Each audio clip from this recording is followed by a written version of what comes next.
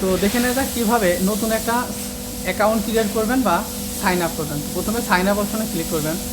Sign up option থেকে sign up help ভিডিওখানে দেখবেন, খুব সহজে আপনারা বুঝতে পারবেন কীভাবে সাইন আপ করতে হয়। ওকে, ইউজার নেমে জায়গায় আপনি একটা ইউনিক ইউজার নেম দেবেন, যেটা ইতিপূর্বে ব্যবহার হয় না আমাদের ওয়েবসাইটে। যেমন আমি SMM-RX নামে একটা ইউজার অ্যাকাউন্ট ক্রিয়েট করি। SMM-RX দেওয়ার পর অবশ্যই বা SMM-RX দেবেন না, আপনার নাম দেওয়ার পর অবশ্যই যে কোনো সংখ্যা যোগ করবেন।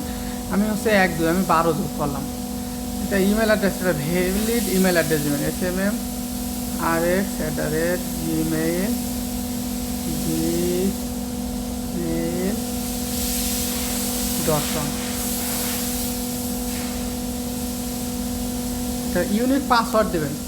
ইউনিক পাসওয়ার্ড এমন একটা পাসওয়ার্ড দেবেন যেটা আপনার মনে রাখে। আমি যার শুধু সুবিধার্থে, মানে বোঝানোর সুবিধার্থে 11222344 এমন একটা পাসওয়ার্ড দিলাম। সেম পাসওয়ার্ড ওপরে যেটা দিয়েছি একই পাসওয়ার্ড দিতে হবে, 11222344।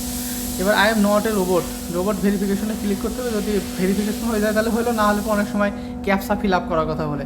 কি ক্যাপসা বলে যে এটা কার কোনগুলা, ওই রোড ক্রসিং কোনগুলো, এগুলো সিলেক্ট করলেই হয়ে যায়। তারপর সাইন আপ অপশনে ক্লিক করলে খুব ইজি ওয়েতে সাইন আপ হয়ে যাবে, একেবারে ইজি ওয়েতে সাইন আপ হয়ে যাবে।